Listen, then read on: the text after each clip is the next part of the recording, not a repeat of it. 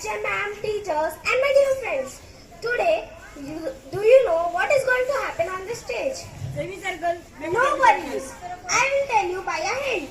What do you do before and after eating?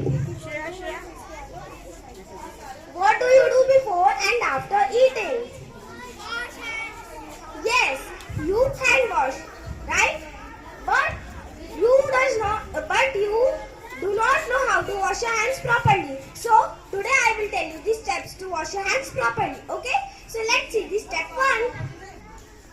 Wet your hands and apply soap. Rub the back of hands. Step 3.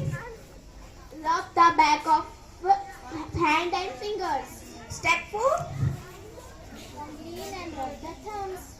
Step 5. Rub and clean the tips of the fingers. Step 6. Rinse and dry your hands. So now you know how to wash your hands properly, right? So tell me the first step.